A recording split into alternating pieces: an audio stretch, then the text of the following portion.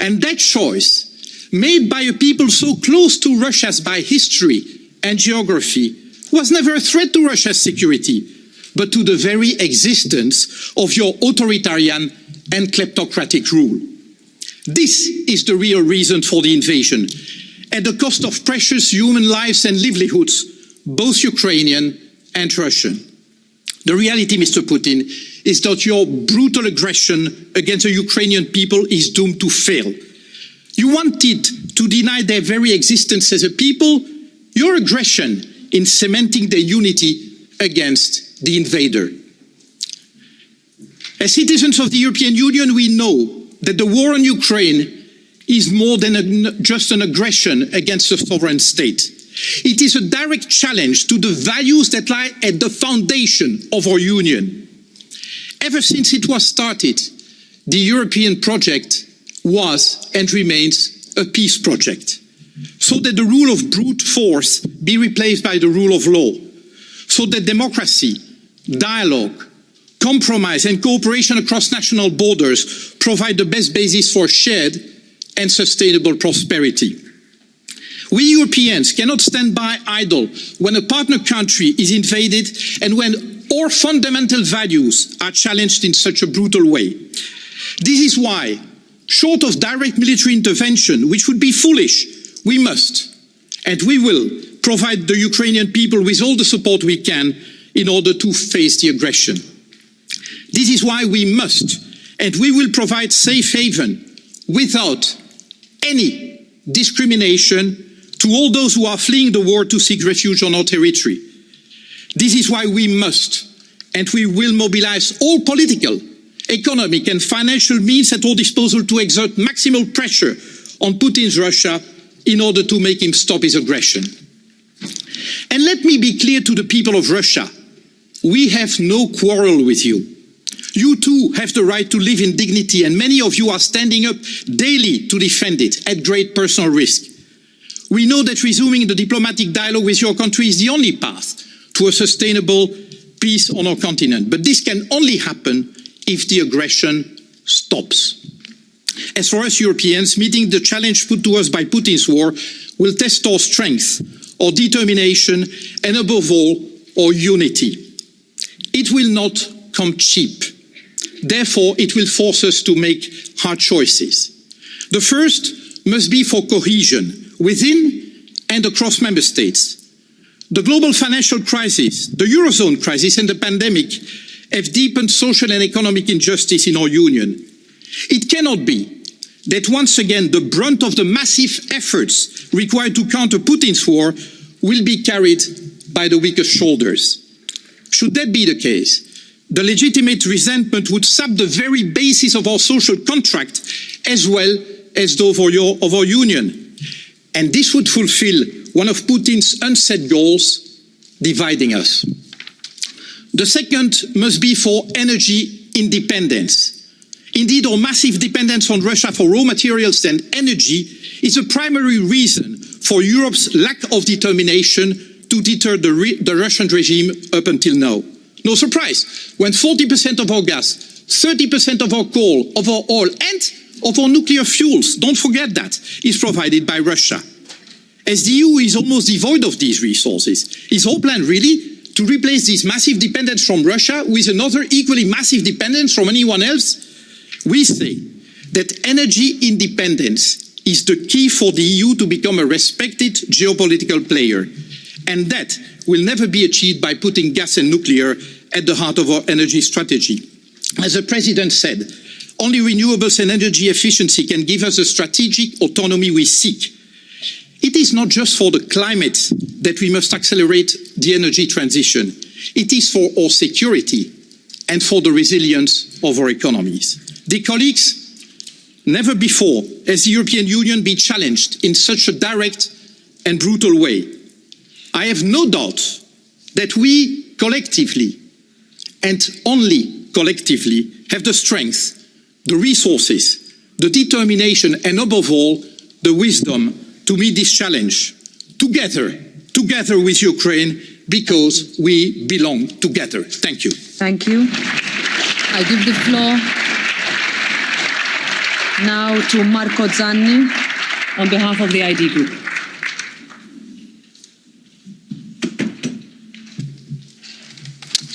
Grazie mille, Presidente. Thank you, President, President of the European Commission, President of the Council, High Representative. The cowardly attack of the Russian regime is showing Europe once again the ugliest images of its history, as was recalled by President von der Leyen. 30 years since the war in the Balkans. Once again in 2022, we're talking about a war in Europe. Our support and our extraordinary admiration goes to the Ukrainian people. These people who are tenaciously defending their freedom and their sovereignty when faced with an unacceptable attack. It's great to see unanimous criticism of the attack, and it's great to see that perhaps for the first time European Union institutions have firmly and rapidly responded to an emergency situation. Everyone's recalled the sanctions package that has been launched, and in terms of size, length and impact, it is unequalled in European history. The approach and the unity with which the European institutions have moved are unprecedented. Support for the Ukrainian people needs to be total, and we need to ensure that we have peace as soon as possible, a peace which restores the territorial integrity of Ukraine. But at the same time, as some of you have recalled, we also need to look at the fact that the 24th of February has changed our history. There's going to be a before the 24th of February and an after the 24th of February. And we have to look at what our errors and mistakes have been in the past. What has led to us being unprepared for a post-February the 24th period.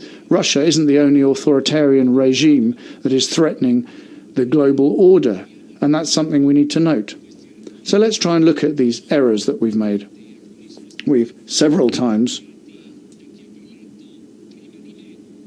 mentioned our dependence on Russia in terms of energy, gas, oil, raw materials. And they're also a market for our goods. But this dependency was our political choice. We chose not to use our own energy resources and to buy them from Russia or elsewhere instead. Europe is not a country, well, an area, that is poor in energy resources. That's something we've chosen to be. Let me give you an example. In the 1990s in Italy, we were producing 20 billion cubic meters of gas a year.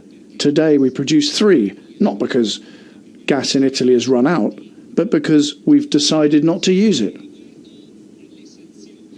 And on sanctions, as we've said, this package is unprecedented.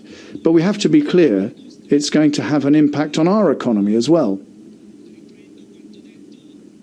And let me take up what our colleague Mr. Lamberts has said. We've had 2 years of pandemic, we've had an unprecedented economic crisis, and we can't have the consequences of these sanctions weighing on our businesses and on our citizens. So I hope that the Commission will act quickly once again to ensure that this doesn't happen, to ensure that our businesses and our citizens receive the appropriate support. Let me conclude just with a couple of comments. Firstly, what we've seen happen with Russia needs to be a lesson for the future. There's another non-liberal regime that's threatening the West, and that is China. Let's not make the same mistakes with China that we made with Russia. Let's reduce Europe's dependency on China. That is crucial. My second point is more personal in nature, and with this I will conclude. These are times of history in which politicians are split between the great and the less great. In my country we say men and small men. And once again I note that unfortunately at this time some people in this Parliament wanted to see themselves recalled as small men. They prevented my political group from fully supporting the resolution that we're going to be voting on. And this is something that is a small gesture that doesn't damage my political group, doesn't damage others. I think it damages this institution, which could have assumed a unanimous position. Thank you. Give the floor next on behalf of the ECR group to Mr. Legutko.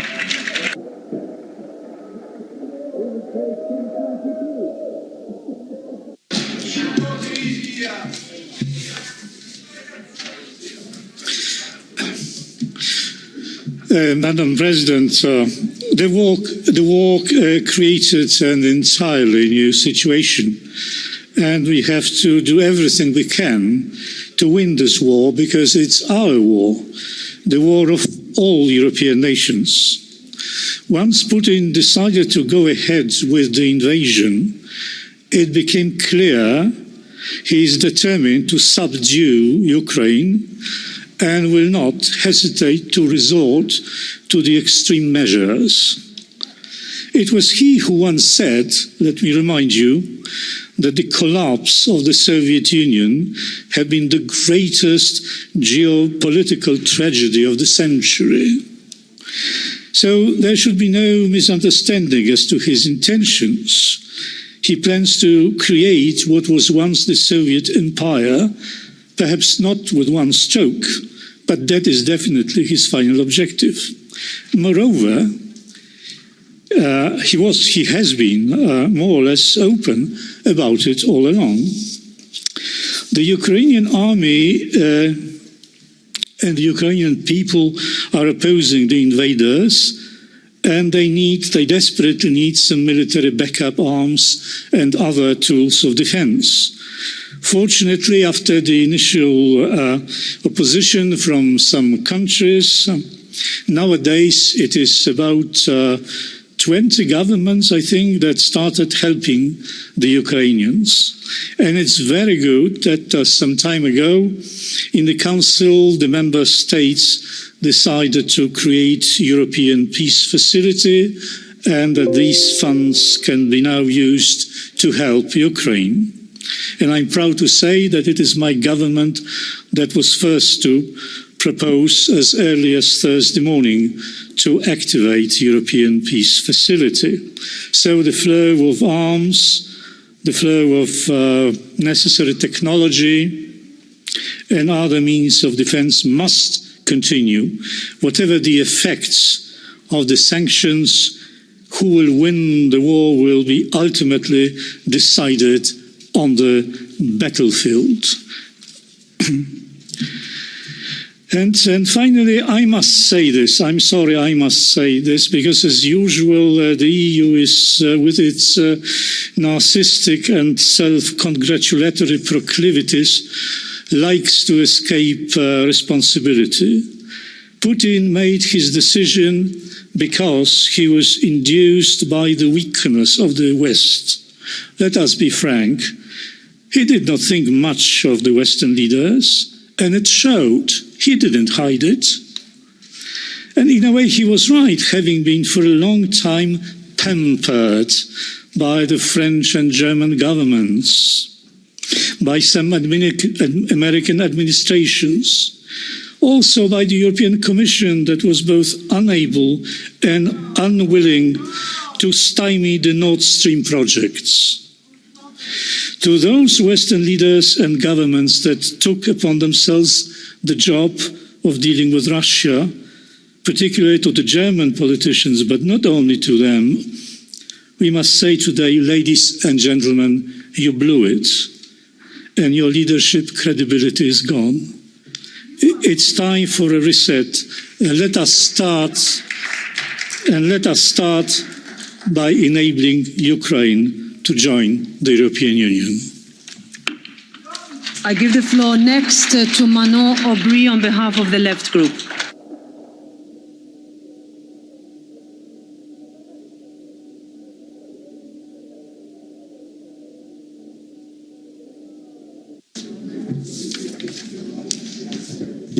Madame la Présidente, Madam President of the European Commission, war has come back to Europe.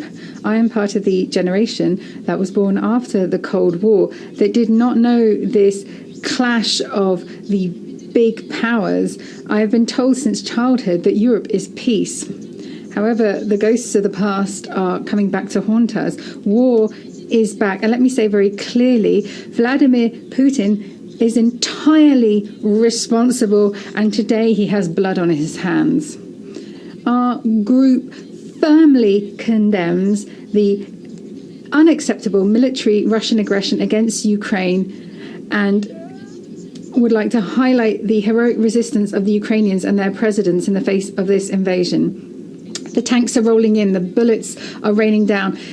Terrified civilians are trying to find shelter, whether in the underground or on the road to exile, and it's those people I'd like to think of first and foremost. The Ukrainians need to know that we are not going to abandon them.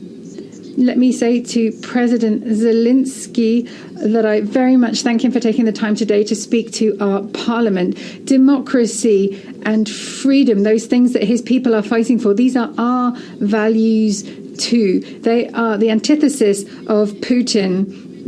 We need to urgently send humanitarian assistance without any conditions. We need taking refugees without any distinctions of the colour of skins, with no arguments. The humanitarian crisis is also geopolitical.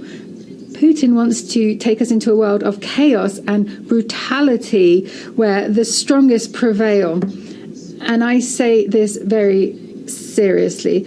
Colleagues, President von der Leyen, President Michel, we cannot accept to become part of this terrible game and for Europe to become a battlefield. I warn you, colleagues, against becoming involved in military one-upmanship and an arms race that would turn our continent into fire and blood. As Jean Jaurès rightly said, you cannot wage war to end war. The European Union must, however, defend at any cost the only really valid objective, and that is peace and de-escalation. Strong and targeted sanctions have been taken, but for some of them, how will they be truly applied when there is still impunity for tax havens which hide the wealth of Russian oligarchs? We need to tackle tax evasion and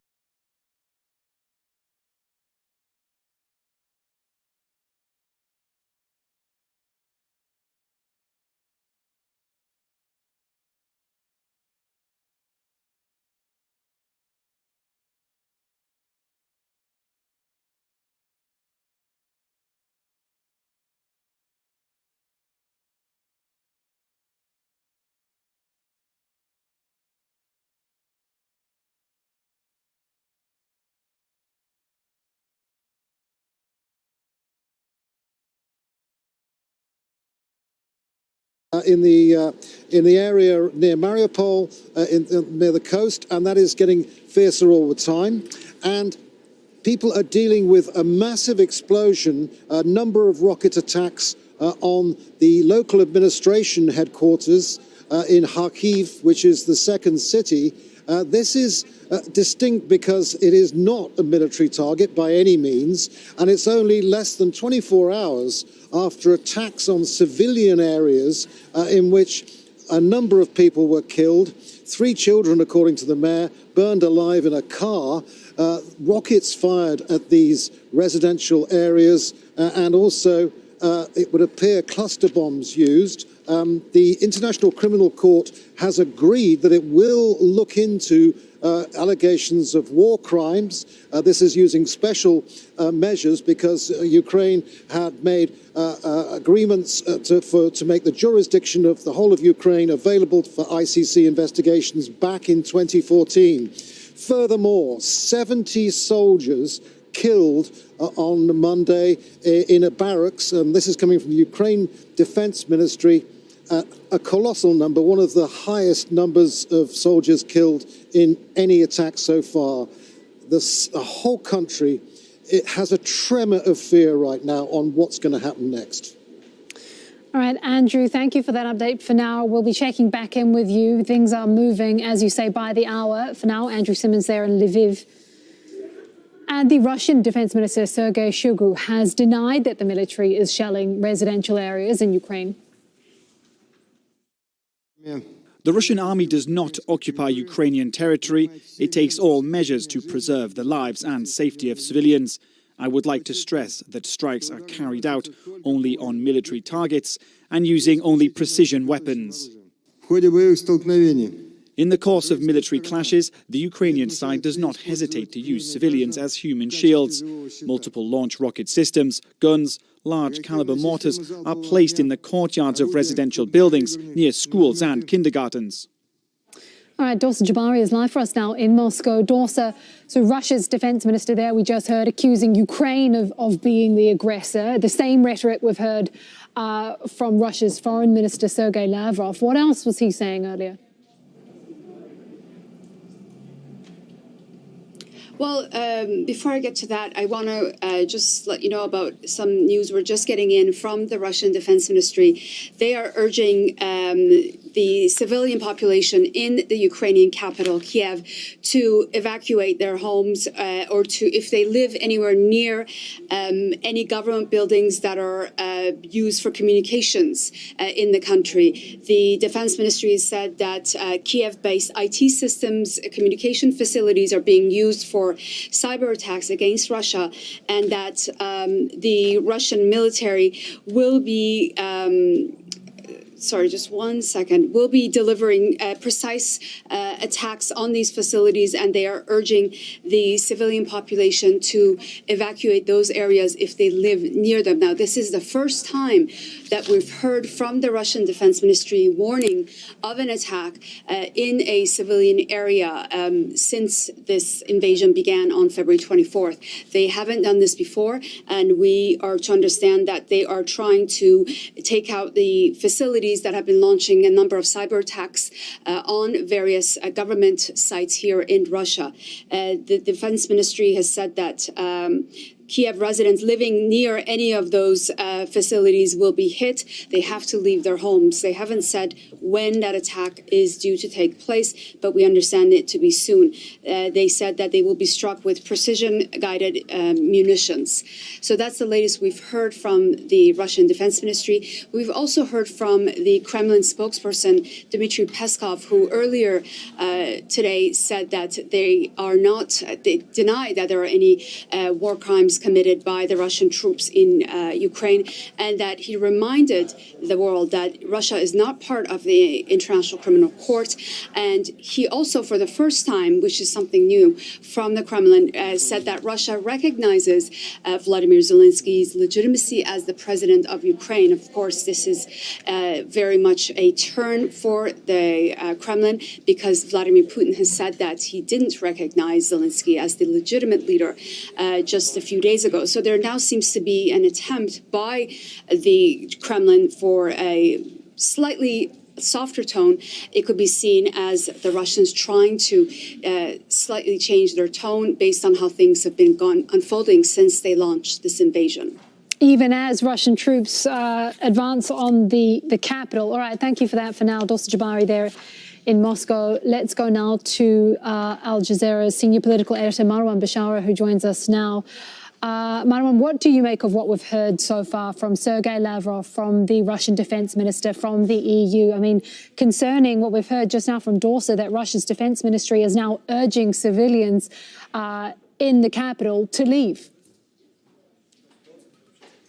Look, I must say that the rhetoric that we're hearing from both sides is one thing, but what's going on the ground is a whole other thing, and I think far more important. In a sense that, yes, the Europeans are showing unprecedented solidarity. They're actually outdoing one another in their radical language, if you will, some of them calling the Russians or Putin's attack barbarian and so on and so forth.